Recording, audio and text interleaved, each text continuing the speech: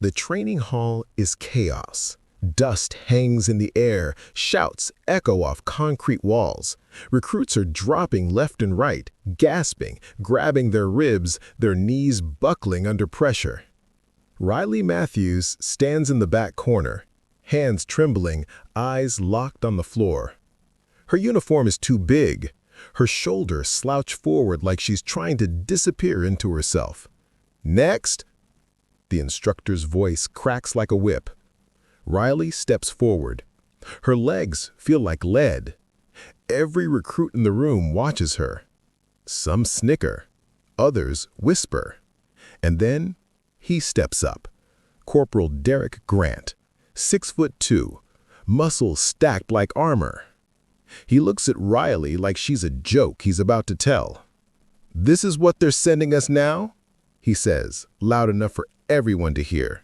"You sure you're in the right building, sweetheart?" Laughter ripples through the room. Riley doesn't respond. She just stands there, small, silent, invisible. Derek circles her slowly, sizing her up like prey. "Let's make this quick," he mutters. Then, without warning, he throws a mocking kick toward her midsection. Not hard, just enough to humiliate. Riley stumbles back. More laughter. She doesn't fight back, doesn't argue, just stares at the floor like she's used to this. Before we go any further, hit that subscribe button and drop a comment below telling us which country you're watching from. We love hearing from you. Riley Matthews, 23 years old, grew up in a small Nevada town where nobody expected much from her. Quiet kid, shy kid, the kind people looked past without a second thought. She joined the military reserves 6 months ago, hoping to prove she was more than what people saw. So far, she's only proven them right. What no one in that room knows, what no one has ever asked, is that Riley Matthews didn't just grow up quiet. She grew up disciplined. From the age of 7, Riley trained under her grandfather, a former Marine Corps hand-to-hand combat instructor and decorated Black Ops veteran. He didn't teach her for fun. He taught her to survive. Every morning before school, 2 hours of drills. Every evening, sparring, conditioning, weapons training. By the time she was 16, Riley had mastered 3 martial arts forms, close quarters combat, and tactical disarmament techniques used by special forces units. But she never told anyone, not her friends, not her teachers, not even her recruiter. Because Riley learned early that being underestimated was sometimes the best weapon you could carry. Back in the training hall, the laughter hasn't stopped. Derek stands over her, arms crossed, grinning like a bully who just won recess. "Come on, at least try to block." Riley's jaw tightens, her fists clench at her sides. She's faced this her whole life. The dismissals, the mockery, the assumption that because she's small and quiet, she's weak. In high school, she was cut from the track team for being too fragile. At her first reserve training session, a sergeant told her she'd never make it past basics. Even here, in a room full of people who are supposed to be her teammates, she's treated like dead weight. The instructor steps forward. "Grant, ease up. Let's move on." But Derek doesn't move. "Nah, I want to see what she's got." He steps closer. Riley's breathing slows. Her heartbeat steadies. She's been here before. This moment, this pressure. And every time she's had to choose, stay invisible or show them what she really is. Derek raises his hand like he's about to shove her shoulder, and that's when Riley moves. It happens in a flash. Riley sidesteps, smooth as water, and Derek's hand catches nothing but air. His balance shifts. Riley's hand snaps out, palm strike to his sternum, controlled but firm. Derek stumbles backward, eyes wide, breath knocked out of him. The room goes silent. Before he can recover, Riley flows into a low stance, sweeps his front leg, and in one seamless motion, redirects his weight. Derek hits the mat. Hard. The sound echoes like thunder. No one laughs now.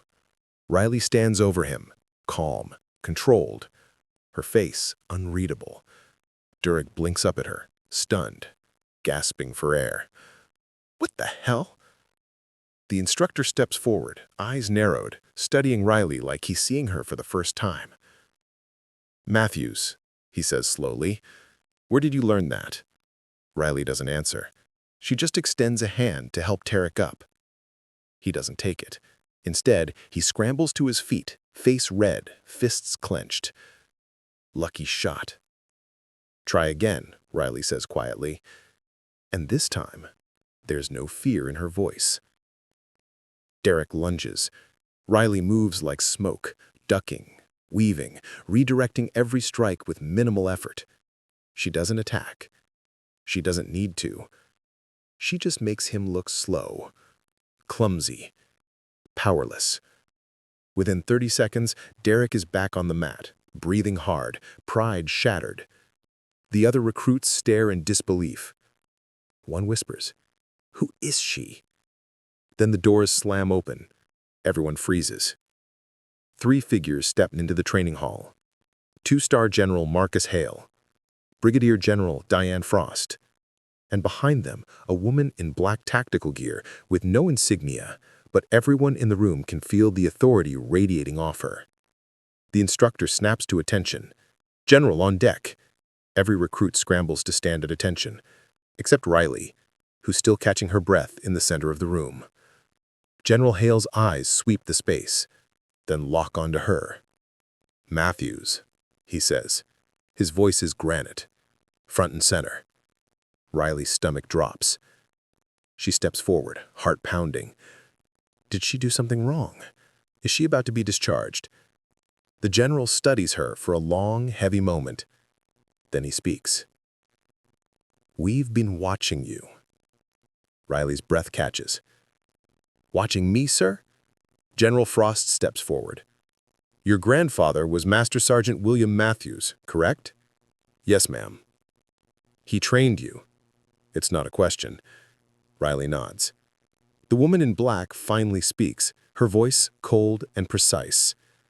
"We've been running a classified recruitment program, searching for candidates with advanced combat skills, situational awareness, and the ability to operate under pressure without drawing attention." She pauses. "We've been on your radar for 3 months." Riley's mind reels. 3 months? Every evaluation, every drill, every moment you held back. The woman's eyes gleam. "We needed to see if you could stay disciplined even when provoked." Riley glances at Derek, still on the mat, staring at her like she's a ghost. General Hale steps closer. "Matthews, we didn't come here to watch you spar." "Then, why?" "We came to offer you a position." Silence. "Special Operations Recon, Shadow Unit, off-book missions, high risk, 0 recognition." Riley's heart hammers in her chest. "But there's one final test," General Frost adds. The woman in black gestures toward the door. 4 operators step inside, full tactical gear, built like walls, eyes like steel. "You have 2 minutes," the woman says. "Survive against all 4, and the position is yours." The room erupts in whispers. Derek mutters, "No way she—" "Quiet," the general snaps. Riley looks at the 4 operators. They're not here to go easy on her. This is real. She takes a breath, rolls her shoulders, and steps into the center of the mat. The operators spread out, surrounding her. No rules, no mercy. The timer starts. The first operator lunges. Riley drops low, slides past his guard, and strikes the nerve cluster behind his knee. He buckles. The second comes from her left. She redirects his momentum, using his own weight to send him crashing into the third. The fourth grabs her from behind. Riley doesn't panic. She drops her weight, twists her hips, and uses a joint lock her grandfather drilled into her 1,000 times. The operator releases. She spins free. 30 seconds gone. The operators regroup, eyes sharper now, respect creeping into their movements. They come at her together this time. Riley moves like water through stone, fluid, precise, unstoppable. She doesn't rely on strength. She relies on timing, leverage, control. Every strike is a redirection. Every block is a counter. She's not fighting them. She's teaching them why they can't win. At 1 minute 45 seconds, all 4 operators are on the mat, breathing hard, eyes wide. Riley stands in the center, barely winded. The room is dead silent. The timer hits 2 minutes. General Hale steps forward. "Welcome to the program, Lieutenant Matthews." The training hall is still. Riley stands at attention, chest heaving, sweat dripping down her face, but her eyes steady, unbreakable. General Frost approaches, extending a hand. "Your grandfather would be proud." Riley shakes it, her voice barely a whisper. "Thank you, ma'am." Derek finally gets to his feet. He looks at Riley, shame and awe warring on his face. He swallows. "I'm sorry. I didn't know." "You didn't ask," Riley says simply. He nods, humbled. The woman in black steps forward one last time. "You start Monday, 0500 hours. Briefing is classified. Tell no one." "Yes, ma'am." The generals leave. The operators follow. And Riley Matthews, the girl everyone underestimated, the quiet recruit nobody believed in, she's finally seen.